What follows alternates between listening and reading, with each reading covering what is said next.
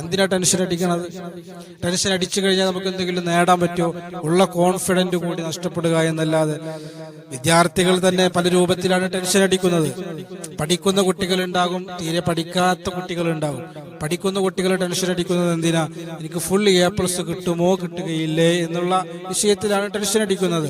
അല്ലെങ്കിൽ ഉന്നതമായ വിജയം എനിക്ക് ലഭിക്കണം, അത് ലഭിക്കാതെ വരുമോ എന്നുള്ള വിഷയത്തിലാണ് പഠിക്കുന്ന വിദ്യാർത്ഥികൾ ടെൻഷൻ അടിക്കുന്നത്.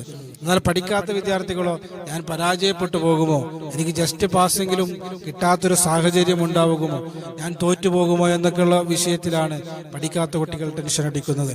അതുപോലെ ഈ വിദ്യാർത്ഥികളുടെ ടെൻഷൻ അവിടെ നിൽക്കട്ടെ, അതിനേക്കാൾ കൂടുതൽ ടെൻഷൻ രക്ഷിതാക്കളാണ്. രക്ഷിതാക്കൾ സ്വയം ടെൻഷൻ അടിക്കുക എന്നതിനപ്പുറം വിദ്യാർത്ഥികളെ ടെൻഷൻ അടിപ്പിക്കുന്ന ഒരു സ്വഭാവം കൂടി രക്ഷിതാക്കൾ ചെയ്യുന്നുണ്ട്. ചില രക്ഷിതാക്കളെങ്കിലും അങ്ങനെ ചെയ്യുന്നുണ്ട് എന്ന വിഷയത്തിൽ യാതൊരു സംശയവുമില്ല. എന്തിനാണ് ഇങ്ങനെ ടെൻഷൻ അടിക്കുന്നത്?